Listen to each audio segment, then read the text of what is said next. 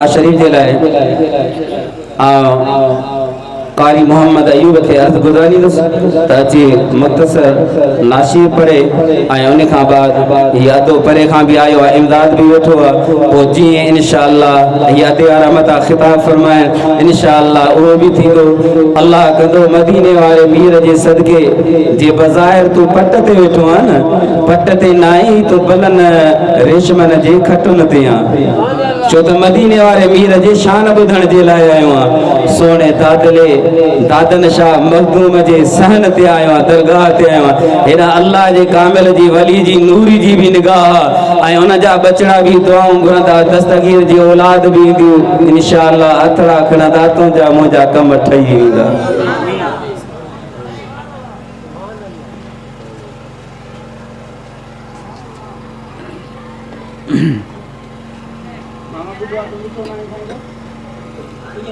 घर कबर में सरकार आए, घर कबर में सरकार आए तो मैं कदमों में गिरूं। घर फरिश्ते मुझे उठाएं, घर फरिश्ते मुझे उठाएं, घर फरिश्ते मुझे उठाएं तो मैं उनसे यूं कहूं।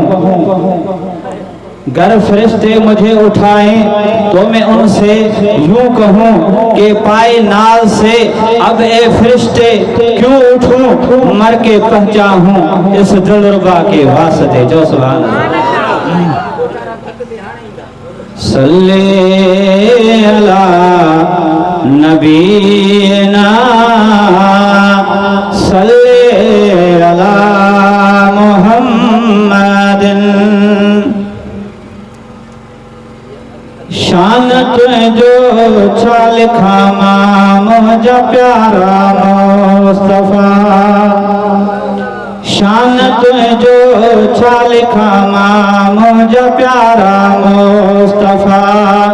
केड़ी ताकत आ कलम खे मुझा प्यारा मुस्तफा, शान तुझो छा लिखामा मुझा प्यारा मुस्तफा, शान तुझो छा लिखामा मुझा प्यारा मुस्तफा।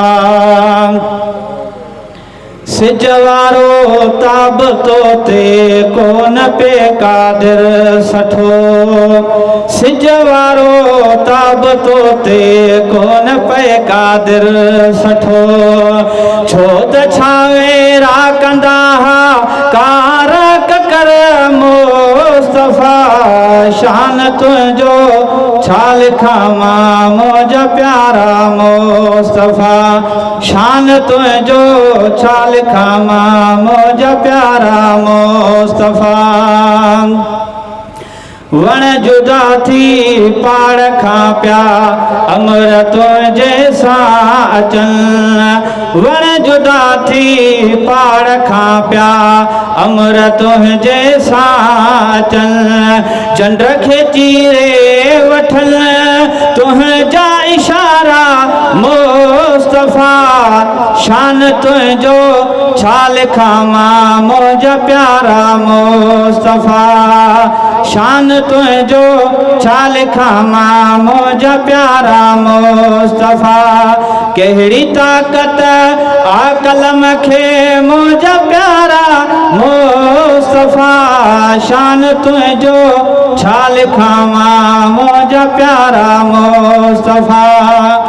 ही सजो सन सार साईं तुझे खातिर आठो, ही सजो सन सार साईं तुझे खातिर आठो। जिन हूरूं मलक परियूं, जिन हूरूं मलक परियूं सदके सारा मुस्तफा, शान तुझो छा लिखामा मुझा प्यारा मुस्तफा। अज़मी चयो हर नबी खे कोन को हिकु मौजज़ो, अज़मी चयो हर नबी खे कोन को हिकु मौजज़ो। तूं सरापा मौजज़ो आ ए सुहारा मुस्तफा, शान तुझो छा लिखां मां मुंहिंजा प्यारा मुस्तफ़ा शान तुंहिंजो छा लिखां मां मुंहिंजा प्यारा मुस्तफ़ा